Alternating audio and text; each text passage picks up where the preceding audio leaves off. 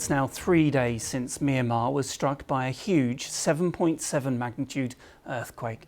International humanitarian agencies are stepping up aid deliveries, but are warning of a worsening humanitarian crisis in the war-torn country. The United Nations has made an urgent appeal for $8 million in aid, with donations needed to deliver life-saving trauma care. The World Health Organization says hospitals in the disaster zone are overwhelmed with injured people, and there's a desperate need for all kinds of supplies. We know that more than 1,700 people have died and some 3,400 have been injured. Family members are waiting anxiously as rescue efforts continue in Myanmar and neighbouring Thailand, where a high-rise building that had been under construction in the capital, Bangkok, collapsed. Well, this is the scene live in Bangkok, where we know that rescue efforts are ongoing to try and locate the dozens of construction workers still buried under that rubble. In the last hour, the Thai Prime Minister has visited the scene. She's ordered an investigation, questioning why that was the only building to crumble. Well, let's go live to our correspondent Nick Marsh, who's in Bangkok. Nick, we can see the pictures behind you, but the international aid agencies really trying to ramp up the aid that's getting into Myanmar. Yeah, absolutely. These two countries are bearing the bulk of the devastation from Friday's earthquake. As you can see behind me, the rescue operation here in Bangkok still very much continuing. Dozens of people, as you say, thought to still be buried under that mound of rubble. Thailand's Prime Minister was here earlier. She's confirmed that investigation that you mentioned as well. But don't forget, we are 800 miles away from the epicenter of the earthquake in Myanmar. The ruling military junta isn't letting international journalists in. For the journalists who are already in the country, reporting from Myanmar can be risky. They do face reprisals from the ruling military junta. Nevertheless, our colleagues for the BBC Burmese service have travelled more than 200 kilometres to get to the capital, Naypyidaw, and they've sent us this report.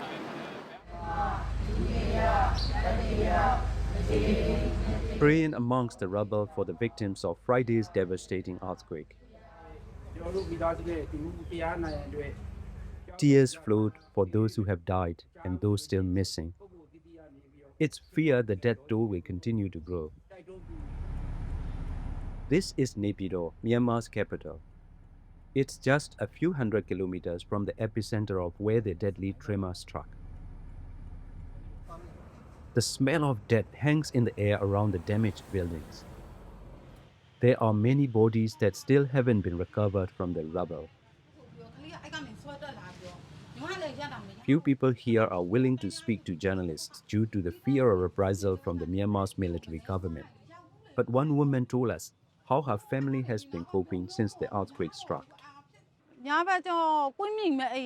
At night we sleep in a wide open area, but we can't sleep well because there are aftershocks every 2 or 3 hours. We can't sleep or eat well.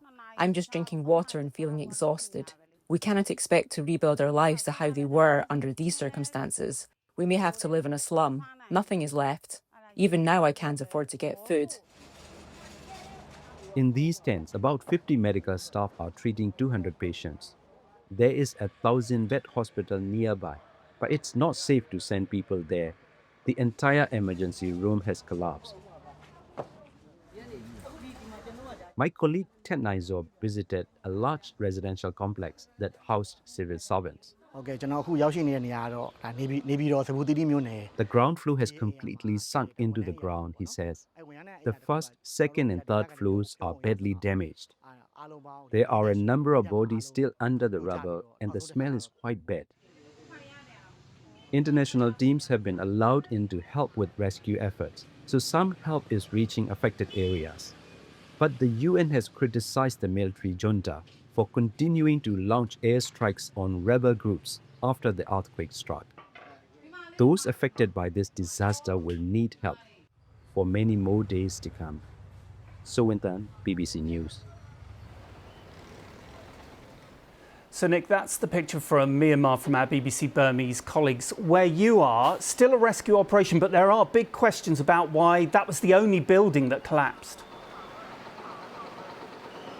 Yeah, absolutely. It's a different situation here in Thailand. I mean, Bangkok, by and large, relatively speaking, actually emerged largely unscathed. We've seen superficial damage to quite a few buildings, but nothing on the scale of this collapse that you can see behind me, with big loss of life and an even bigger death toll feared. So understandably, people here are asking questions. Well, why was it this was the only building to have collapsed? It's not like this was the only construction site in Thailand.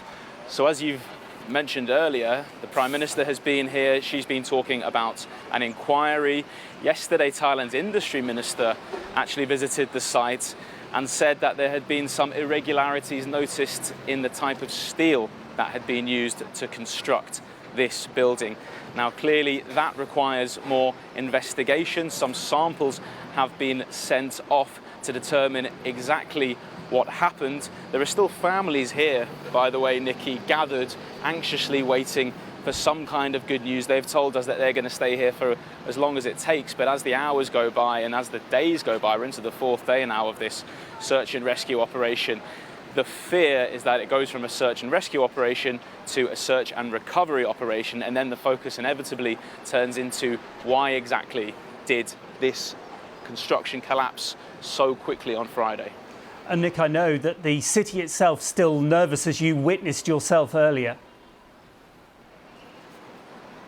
Yeah, it is. I mean, we were on the way here actually to speak to you, and we noticed streams and streams of people coming out of office buildings, easily hundreds, maybe even more than 1,000. They were all lined up along the street, so we decided to get out of our car, speak to them, and they told us that some cracks had been spotted in their office buildings. It's Monday morning, it's the first day back at work for a lot of people since the earthquake on Friday. Even one of my colleagues here, I was speaking to him, and his wife was told to get out of her apartment in her condominium building in another part of Bangkok. We're seeing these sporadic kind of evacuations in different kinds of buildings. There is superficial damage to a lot of structures here. Cracks have appeared since Friday, and there's nervousness around potential aftershocks, any potential further damage this week. The authorities have stressed that Bangkok is safe. They're urging people not to panic, but we've seen it for ourselves, people out onto the streets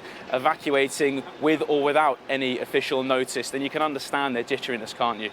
Absolutely. Nick Marsh live in Bangkok. Thank you very much. Well, as we mentioned, the United Nations has made an urgent appeal for $8 million for humanitarian aid. Let's speak to Margaret Harris, who is the global spokesperson for the World Health Organization. Thank you very much for joining us on BBC News. What, as far as you can tell, is the situation on the ground in Myanmar at the moment? So, as you've reported very well, there are huge numbers of casualties. High in the death rate, death toll is increasing as we speak, and is much higher than is expected to be much higher than is currently reported. But the hospitals are overwhelmed. At least 3 of them are completely out of service. 3 in the area, I mean. And there are another 22 that are partially damaged, so not really able to function. And they have great need for supplies and for people. So we have been able to deliver 3 tons of supplies into the area. And the other important thing is we also put out a call for emergency medical teams around the world. And we've had 20 different teams from around the world to say they are ready to come in as field hospitals to support this massive recovery, care. Massive need for the care of the people. And what are the main challenges to you getting that aid in, and what in particular is needed? So vast numbers of things, but the immediate health needs are trauma and surgical care, blood transfusion supplies, anesthetics and essential medicines, which we are bringing in, but also disease surveillance has to be strengthened to prevent outbreaks of cholera, dengue fever and the other communicable diseases, because with the destruction of the water systems, people are lacking food. There's a very, very high risk that there will be huge outbreaks. It's, perfect conditions. People are stressed, people are terrified, people are hungry and they don't have access to clean water and they're completely displaced from their homes. They also need their essential medicines, their standard medicines, and we've really got to continue essential health services, because as you can imagine, when an earthquake happens, you don't have time to grab your diabetes medicine or your heart medicine. So there are people who will need that care, who need that care right now. Are you concerned that aid won't get to all areas because the military junta control a lot of the control the country? So it has always been a struggle. Now, we've been on the ground for many, many years. We have an office in Myanmar and we have a team in Myanmar, and that is always a struggle wherever conflict is going on. But again, that's our work, to negotiate those things. And we work through what's called a health cluster system. So we work with partners in those places who can reach people. So won't be easy, but I think the hardest thing is actually the infrastructure, the destruction of the roads, the communications, the bridges, just simply physically getting there. And I assume now we're heading into hot season. There is now a big risk of disease in that country as well. You're absolutely right. In fact, we've been battling a cholera outbreak since July 2024, and it's a big one. It's in many states. So indeed, those problems will sort of superimpose, now that we've got this destruction, the problems that were already there, which was an overstrained health service, already problems with communicable diseases will just augment. So you're absolutely right. It will only get worse, but we're there to do our best to prevent that. And are you optimistic that you are going to be able to get that aid in to the people who need it most, particularly around that epicenter? Well, it's not going to be easy, but we have got a lot of experience with dealing with earthquakes, unfortunately, because we've seen many. I think the biggest struggle, honestly, and that's why we put out a flash appeal for 8 million, will be getting the funding. The world at the moment is focusing on harming each other rather than dealing with the harms that nature does to us. So it's really being sure that we have the funds to buy the materials needed and to fund the people needed to go in there and do the work. Margaret Harris from the World Health Organization, thank you very much for joining us.